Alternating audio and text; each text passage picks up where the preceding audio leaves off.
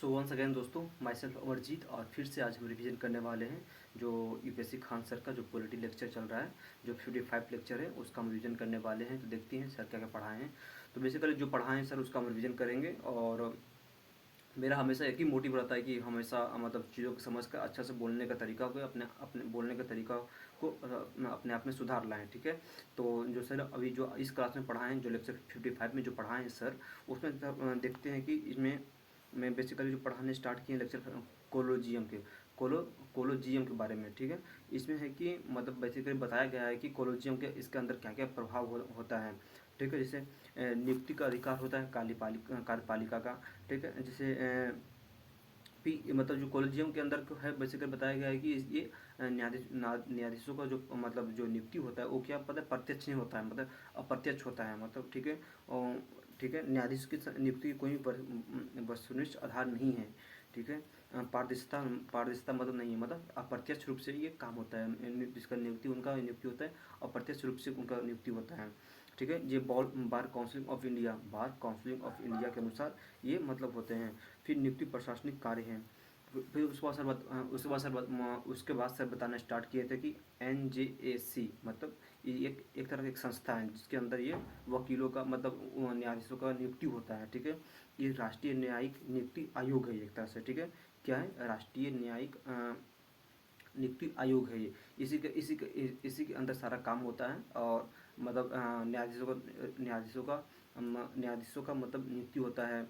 जैसे कि उद्देश्य, इसका उद्देश्य क्या था, इस मतलब एनजेएसी का इसका उद्देश्य क्या है, हम उद्देश्य के बारे में पढ़ने मतलब सुप्रीम कोर्ट के न्यायाधीशों का क्या होता है, उनका नियुक्ति होता है। ठीक है। और मतलब हाई कोर्ट के जो हमारे स्टेट के हाई कोर्ट है उसका उनका मतलब उनका नियुक्ति होता है। उनका मतलब स्थानांतर होता है, मतलब एक मतलब राज्य से दूसरे राज्य में ट्रांसफ़र कर दिया। फिर कोई दूसरा राज्य से इस मतलब अपना राज्य में जब ट्रांसफ़र होते रहता है, मतलब इसका काम है, मतलब एनजेएससी का काम रहता है कि सुप्रीम मतलब ये न्यायाधीशों का हटाना या फिर बदलना काम होता है। ठीक है। उस पर से बताना स्टार्ट किए थे कि न्यायाधीशों की नियुक्ति मतलब जो होता है चीफ जस्टिस ऑफ इंडिया करते हैं। और जो सुप्रीम कोर्ट के दो वरिष्ठ न्यायाधीश मतलब जो हमारे न्यायाधीश का नियुक्ति जो करते हैं वो चीफ जस्टिस ऑफ इंडिया उसमें होते हैं। ठीक है। सुप्रीम कोर्ट के दो वरिष्ठ न्यायाधीश होते हैं। ठीक है।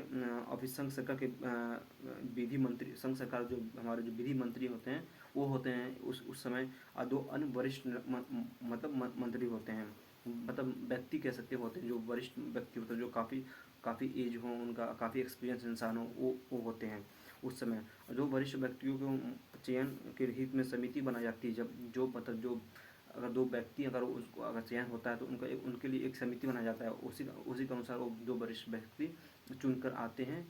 तो उसमें वो रहते हैं, उसके अनुसार वो अपना राय विचार रखते हैं और साथ साथ में रखने के बाद वो मतलब किसी न्यायाधीश का चयन करते हैं। ठीक है। जैसे कि सुप्रीम कोर्ट के जो मुख्य न्यायाधीश होते हैं वो लोकसभा के विपक्षी दल के भी नेता के मतलब आर्टिकल 124A के अनुसार जो विपक्षी दल के जो नेता होंगे उनको भी लिया जाता है इसमें। ठीक है। और सर बताना स्टार्ट किए थे कि जो आयोग के कार्य प्रणाली के संचालन के संबंध में संसद का विधि का निर्माण करेगी। ठीक है। ये तो काम हो गया क्या, एक न्यायाधीश को ये एक न्यायाधीश को मतलब चयनित करने के लिए या फिर ट्रांसफ़र करने के लिए या फिर उनको पद पर बैठाने के लिए इनका काम होता है कि कौन न्यायाधीश को कहाँ कहाँ रखना है या फिर कौन न्यायाधीश को चुनना है। ठीक है।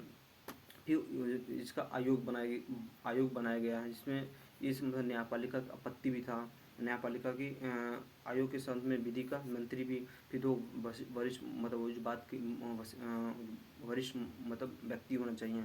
ठीक है।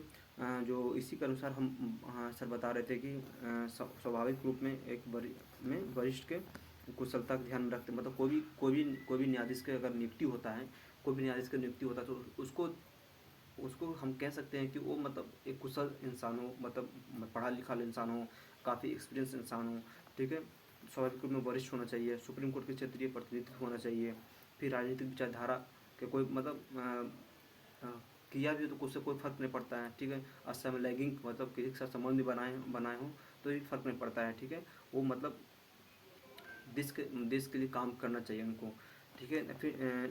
फिर सर बता रहे थे कि इसका समाधान, मतलब इसका इस पर विवाद भी था, तो ये सब क्या विवाद था, अब इसका समाधान भी होता है। समाधान देखते हैं जो सर कोलोजी कोलोजियम में सुधार होना चाहिए, ठीक है। और फिर इसके लिए एक स्क्रीनिंग, मतलब एक सरकार ने एक स्क्रीनिंग समिति बनाया है, ठीक है, न्यायाधीशों के लिए, जो विधि निर्माण है, विधि मंत्रालय हैंडल करती है, ठीक है। फिर न्यायपालिका के लिए एक सचिवालय अलग से बनाया जाएगा। फिर पारदर्शिता जो अपनाया गया जाए, मतलब इसका जो हम एक न्यायाधीश को अगर किसी पद पर बैठाते हैं, सुप्रीम कोर्ट के या फिर हाई कोर्ट के पद पर बैठाते हैं, तो उनको और उनके अब क्या कर देंगे, जो IB हमारे होते हैं, जो ब्यूरो होता है IB, हमारे जो उनका उनका रिपोर्ट निकालता है, उनका रिपोर्ट पब्लिक कर देता है, ठीक है, सार्वजनिक कर देता है कि हाँ उस लायक हैं कि नहीं हैं, ठीक है, इसके अनुसार।